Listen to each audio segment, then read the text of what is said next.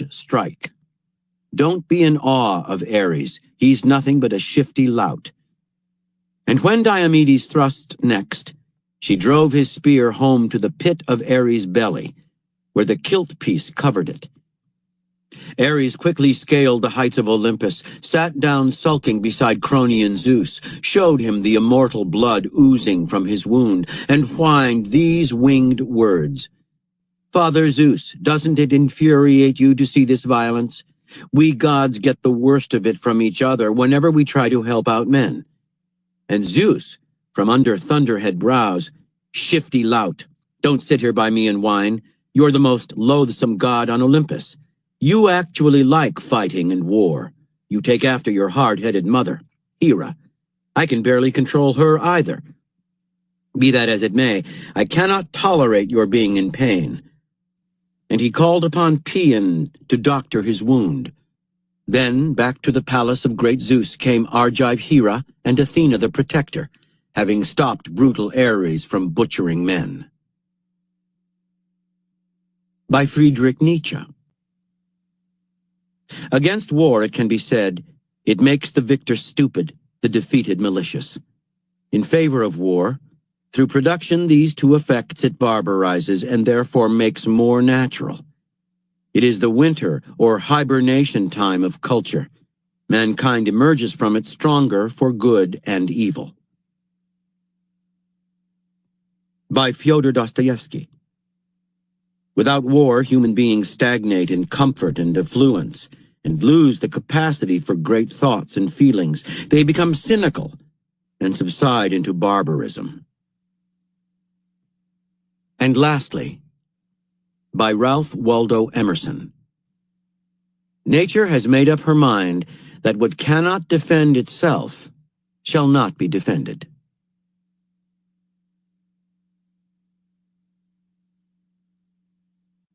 Part 1.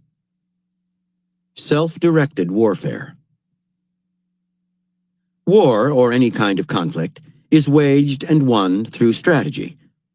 Think of strategy as a series of lines and arrows aimed at a goal, at getting you to a certain point in the world, at helping you to attack a problem in your path, at figuring out how to encircle and destroy your enemy.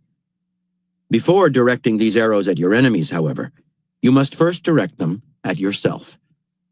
Your mind is the starting point of all war and all strategy.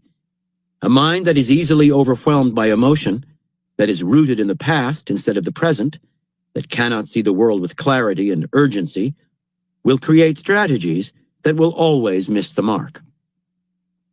To become a true strategist, you must take 3 steps. First, become aware of the weakness and illness that can take hold of the mind, warping its strategic powers. Second, declare a kind of war on yourself to make yourself move forward. Third, wage ruthless and continual battle on the enemies within you by applying certain strategies. The following 4 chapters are designed to make you aware of the disorders that are probably flourishing in your mind right now, and to arm you with specific strategies for eliminating them. These chapters are arrows to aim at yourself. Once you have absorbed them through thought and practice, they will serve as a self-corrective device in all your future battles, freeing the grand strategist within you. Chapter 1. Declare war on your enemies. The polarity strategy. Life is endless battle and conflict, and you cannot fight effectively unless you can identify your enemies. People are subtle and evasive, disguising their intentions, pretending to be on your side. You need clarity. Learn to smoke out your enemies, to spot them by the signs and patterns that reveal hostility. Then, once you have them in your sights, inwardly declare war. As the opposite poles of a magnet create motion, your enemies, your opposites, can fill you with purpose and direction. As people who stand in your way, who represent what you loathe, people to react against, they are a source of energy. Do not be naive. With some enemies there can be no compromise, no middle ground. The inner enemy. In the spring of 401 BC, Xenophon, a 30-year-old country gentleman who lived outside Athens, received an intriguing invitation. A friend was recruiting Greek soldiers to fight as mercenaries for Cyrus, brother of Persian king Artaxerxes, and asked him to go along. The request was somewhat unusual. The Greeks and the Persians had long been bitter enemies. Some 80 years earlier, in fact, Persia had tried to conquer Greece. But the Greeks, renowned fighters, had begun to offer their services to the highest bidder, and within the Persian Empire, there were rebellious cities that Cyrus wanted to punish. Greek mercenaries would be the perfect reinforcements in his large army. Xenophon was not a soldier. In fact, he had led a coddled life, raising dogs and horses, traveling into Athens to talk philosophy with his good friend Socrates, living off his inheritance. He wanted adventure, though, and here he had a chance to meet the great Cyrus, learn war, see Persia. Perhaps when it was all over, he would write a book. He would go not as a mercenary, he was too wealthy for that, but as a philosopher and historian. After consulting the oracle at Delphi, he accepted the invitation. Some 10,000 Greek soldiers joined Cyrus's punitive expedition. The mercenaries were a motley crew from all over Greece, there for the money and the adventure. They had a good time of it for a while, but a few months into the job, after leading them deep into Persia, Cyrus admitted his true purpose. He was marching on Babylon, mounting a civil war to unseat his brother and make himself king. Unhappy to be deceived, the Greeks argued and complained, but Cyrus offered them more money, and that quieted them. The armies of Cyrus and Artaxerxes met on the plains of Cunaxa, not far from Babylon. Early in the battle, Cyrus was killed, putting a quick end to the war. Now, the Greeks' position was suddenly precarious. Having fought on the wrong side of a civil war, they were far from home and surrounded by hostile Persians. They were soon told, however, that Artaxerxes had no quarrel with them. His only desire was that they leave Persia as quickly as possible. He even sent them an envoy, the Persian commander Tissaphernes, to provision them and escort them back to Greece. And so, guided by Tissaphernes and the Persian army, the mercenaries began the long trek home, some 1,500 miles. A few days into the march, the Greeks had new fears. Their supplies from the Persians were insufficient, and the route that Tissaphernes had chosen for them was problematic. Could they trust these Persians? They started to argue among themselves. The Greek commander Clearchus expressed his soldiers' concerns to Tissaphernes, who was sympathetic. Clearchus should bring his captains to a meeting at a neutral site. The Greeks would voice their grievances, and the two sides would come to an understanding. Clearchus agreed and appeared the next day with his officers at the appointed time and place, where, however, a large contingent of Persians surrounded and arrested them. They were beheaded that same day. One man managed to escape and warn the Greeks of the Persian treachery. That evening, the Greek camp was a desolate place. Some men argued and accused, others slumped, drunk to the ground. A few considered flight, but with their leaders dead, they felt doomed. That night, Xenophon, who had stayed mostly on the sidelines during the expedition, had a dream. A lightning bolt from Zeus set fire to his father's house. He woke up in a sweat. It suddenly struck him. Death was staring the Greeks in the face, yet they lay around moaning, despairing, arguing. The problem was in their heads. Fighting for money rather than for a purpose or cause, unable to distinguish between friend and foe, they had gotten lost. The barrier between them and home was not rivers or mountains, or the Persian army, but their own muddled state of mind. Xenophon didn't want to die in this disgraceful way. He was no military man, but he knew philosophy and the way men think, and he believed that if the Greeks concentrated on the enemies who wanted to kill them, they would become alert and creative. If they focused on the vile treachery of the Persians, they would grow angry, and their anger would motivate them. They had to stop being confused mercenaries and go back to being Greeks, the polar opposite of the faithless Persians. What they needed was clarity and direction. Xenophon decided to be Zeus's lightning bolt, waking the men up and illuminating their way. He called a meeting of all the surviving officers and stated his plan. We will declare war without parley on the Persians. No more thoughts of bargaining or debate. We will waste no more time on argument or accusation among ourselves. Every ounce of our energy will be spent on the Persians. We will be as inventive and inspired as our ancestors at Marathon, who fought off a vastly larger Persian army. We will burn our wagons, live off the land, move fast.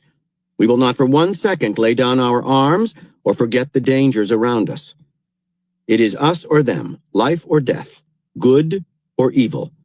Should any man try to confuse us with clever talk or with vague ideas of appeasement, we will declare him too stupid and cowardly to be on our side, and we will drive him away. Let the Persians make us merciless. We must be consumed with one idea: getting home alive. The officers knew that Xenophon was right. The next day, a Persian officer came to see them, offering to act as an ambassador between them and Artaxerxes. Following Xenophon's counsel, he was quickly and rudely driven away. It was now war and nothing else. Roused to action, the Greeks elected leaders, Xenophon among them, and began the march home. Forced to depend on their wits, they quickly learned to adapt to the terrain, to avoid battle, to move at night. They successfully eluded the Persians, beating them to a key mountain pass and moving through it before they could be caught. Although many enemy tribes still lay between them and Greece, the dreaded Persian army was now behind them. It took several years, but almost all of them returned to Greece alive. Interpretation. Life is battle and struggle, and you will constantly find yourself facing bad situations, destructive relationships, dangerous engagements. How you confront these difficulties will determine your fate. As Xenophon said, your obstacles are not rivers or mountains or other people. Your obstacle is yourself. If you feel lost and confused, if you lose your sense of direction, if you cannot tell the difference between friend and foe, you have only yourself to blame. Think of yourself as always about to go into battle. Everything depends on your frame of mind and on how you look at the world. A shift of perspective can transform you from a passive and confused mercenary into a motivated and creative fighter. We are defined by our relationship to other people. As children, we develop an identity by differentiating ourselves from others, even to the point of pushing them away, rejecting them, rebelling. The more clearly you recognize who you do not want to be, then the clearer your sense of identity and purpose will be. Without a sense of that polarity, without an enemy to react against, you are as lost as the Greek mercenaries. Duped by other people's treachery, you hesitate at the fatal moment and descend into whining and argument. Focus on an enemy. It can be someone who blocks your path or sabotages you, whether subtly or obviously. It can be someone who has hurt you, or someone who has fought you unfairly. It can be a value or an idea that you loathe and that you see in an individual or group. It can be an abstraction, stupidity, smugness, vulgar materialism. Do not listen to people who say that the distinction between friend and enemy is primitive and passé. They are just disguising their fear of conflict behind a front of false warmth.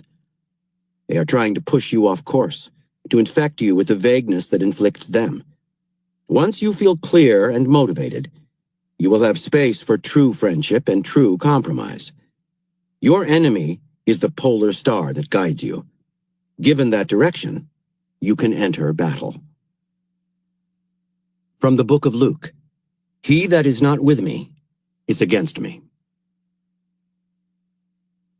The outer enemy. In the early 1970s, the British political system had settled into a comfortable pattern. The Labour Party would win an election, and then the next time around the Conservatives would win. Back and forth the power went, all fairly genteel and civilized. In fact, the two parties had come to resemble one another. But when the Conservatives lost in 1974, some of them had had enough. Wanting to shake things up, they proposed Margaret Thatcher as their leader. The party was divided that year, and Thatcher took advantage of the split and won the nomination. No one had ever seen a politician quite like Thatcher. A woman in a world run by men, She was also proudly middle class, the daughter of a grocer, in the traditional party of the aristocracy. Her clothes were prim, more like a housewife's than a politician's. She had not been a player in the Conservative Party. In fact, she was on its right-wing fringes. Most striking of all was her style. Where other politicians were smooth and conciliatory, she confronted her opponents, attacking them directly. She had an appetite for battle. Most politicians saw Thatcher's election as a fluke and didn't expect her to last. And in her first few years leading the party, when Labour was in power, she did little to change their opinion. She railed against the socialist system, which in her mind had choked all initiative and was largely responsible for the decline of the British economy. She criticized the Soviet Union at a time of détente. Then, in the winter of 1978 to 79, several public sector unions decided to strike. Thatcher went on the warpath, linking the strikes to the Labour Party and Prime Minister James Callaghan. This was bold, divisive talk, good for making the evening news, but not for winning elections. You had to be gentle with the voters, reassure them, not frighten them. At least, that was the conventional wisdom. In 1979, the Labour Party called a general election. Thatcher kept on the attack, categorizing the election as a crusade against socialism and as Great Britain's last chance to modernize. Callaghan was the epitome of the genteel politician, but Thatcher got under his skin. He had nothing but disdain for this housewife-turned-politician, and he returned her fire. He agreed that the election was a watershed, for if Thatcher won, she would send the economy into shock. The strategy seemed partly to work. Thatcher scared many voters, and the polls that tracked personal popularity showed that her numbers had fallen well below Callaghan's. At the same time, though, her rhetoric, and Callaghan's response to it, polarized the electorate, which could finally see a sharp difference between the parties. Dividing the public into left and right, she charged into the breach, sucking in attention and attracting the undecided. She won a sizable victory. Thatcher had bowled over the voters, but now as Prime Minister she would have to moderate her tone, heal the wounds. According to the polls, at any rate, that was what the public wanted. But Thatcher, as usual, did the opposite, enacting budget cuts that went even deeper than she had proposed during the campaign. As her policies played out, the economy did indeed go into shock, as Callaghan had said it would, and unemployment soared. Men in her own party, many of whom had by that point been resenting her treatment of them for years, began publicly to question her abilities. These men, whom she called the Wets, were the most respected members of the Conservative Party, and they were in a panic. She was leading the country into an economic disaster that they were afraid they would pay for with their careers. Thatcher's response was to purge them from her cabinet. She seemed bent on pushing everyone away. Her legion of enemies was growing, her poll numbers slipping still lower. Surely the next election would be her last. Then, in 1982, on the other side of the Atlantic, the military junta that ruled Argentina, needing a cause to distract the country from its many problems, invaded the Falkland Islands, a British possession to which, however, Argentina had a historical claim. The officers of the junta felt certain that the British would abandon these islands, barren and remote, but Thatcher did not hesitate. Despite the distance, 8,000 miles, she sent a naval task force to the Falklands. Labor leaders attacked her for this pointless and costly war. Many in her own party were terrified. If the attempt to retake the islands failed, the party would be ruined. Thatcher was more alone than ever. But much of the public now saw her qualities, which had seemed so irritating, in a new light. Her obstinacy became courage, nobility. Compared to the dithering, panty-waisted careerist men around her, Thatcher seemed resolute and confident. The British successfully won back the Falklands, and Thatcher stood taller than ever. Suddenly, the country's economic and social problems were forgotten. Thatcher now dominated the scene, and in the next two elections, she crushed Labour. Interpretation. Margaret Thatcher came to power as an outsider, a middle-class woman, a right-wing radical. The first instinct of most outsiders who attain power is to become insiders. Life on the outside is hard, but in doing so, they lose their identity, their difference, the thing that makes them stand out in the public eye. If Thatcher had become like the men around her, she would simply have been replaced by yet another man. Her instinct was to stay an outsider. In fact, she pushed being an outsider as far as it could go. She set herself up as one woman against an army of men. At every step of the way, to give her the contrast she needed, Thatcher marked out an opponent. The socialists, the Wets, the Argentinians. These enemies helped to define her image as determined, powerful, self-sacrificing. Thatcher was not seduced by popularity, which is ephemeral and superficial.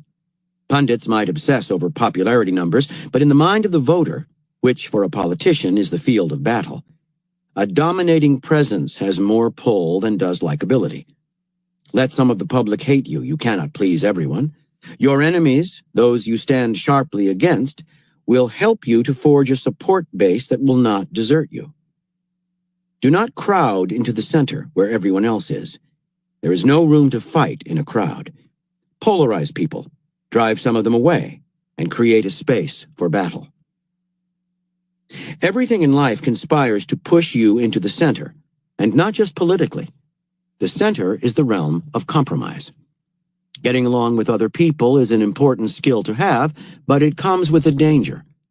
By always seeking the path of least resistance, the path of conciliation, you forget who you are, and you sink into the center with everyone else. Instead, see yourself as a fighter, an outsider surrounded by enemies. Constant battle will keep you strong and alert. It will help to define what you believe in, both for yourself and for others. Do not worry about antagonizing people. Without antagonism, there is no battle, and without battle, there is no chance of victory. Do not be lured by the need to be liked. Better to be respected, even feared. Victory over your enemies will bring you a more lasting popularity. From The Art of War by Sun Tzu. Don't depend on the enemy not coming. Depend rather on being ready for him. Keys to warfare. We live in an era in which people are seldom directly hostile. The rules of engagement, social, political, military, have changed, and so must your notion of the enemy. An upfront enemy is rare now, and is actually a blessing. People hardly ever attack you openly anymore, showing their intentions, their desire to destroy you. Instead, they are political and indirect. Although the world is more competitive than ever, outward aggression is discouraged, so people have learned to go underground, to attack unpredictably and craftily. Many use friendship as a way to mask aggressive desires. They come close to you to do more harm. A friend knows best how to hurt you. Or, without actually being friends, they offer assistance and alliance. They may seem supportive, but in the end, they're advancing their own interests at your expense. Then there are those who master moral warfare, playing the victim, making you feel guilty for something unspecified you've done. The battlefield is full of these warriors, slippery, evasive, and clever. Understand, the word enemy, from the Latin inimicus, not a friend, has been demonized and politicized. Your first task as a strategist is to widen your concept of the enemy, to include in that group those who are working against you, thwarting you, even in subtle ways. Sometimes indifference and neglect are better weapons than aggression because you can't see the hostility they hide. Without getting paranoid, you need to realize that there are people who wish you ill and operate indirectly. Identify them, and you'll suddenly have room to maneuver. You can stand back and wait and see, or you can take action, whether aggressive or just evasive, to avoid the worst. You can even work to turn this enemy into a friend. But whatever you do, do not be the naive victim. Do not find yourself constantly retreating, reacting to your enemy's maneuvers. Arm yourself with prudence, and never completely lay down your arms, not even for friends. People are usually good at hiding their hostility, but often they unconsciously give off signals showing that all is not what it seems. One of the closest friends and advisors of the Chinese Communist Party leader Mao Zedong was Lin Biao, a high-ranking member of the Politburo and possible successor to the chairman. In the late 1960s and early 70s, though, Mao detected a change in Lin. He had become effusively friendly. Everyone praised Mao, but Lin's praise was embarrassingly fervent. To Mao, this meant that something was wrong. He watched Lin closely and decided that the man was plotting a takeover, or at the very least, positioning himself for the top spot. And Mao was right. Lin was plotting busily. The point is not to mistrust all friendly gestures, but to notice them. Register any change in the emotional temperature. Unusual chumminess, a new desire to exchange confidences, excessive praise of you to third parties, the desire for an alliance that may make more sense for the other person than for you. Trust your instincts. If someone's behavior seems suspicious, it probably is. It may turn out to be benign, but in the meantime, it is best to be on your guard. You can sit back and read the signs, or you can actively work to uncover your enemies. Beat the grass to startle the snakes, as the Chinese say. In the Bible, we read of David's suspicion that his father-in-law, King Saul, secretly wanted him dead. How could David find out?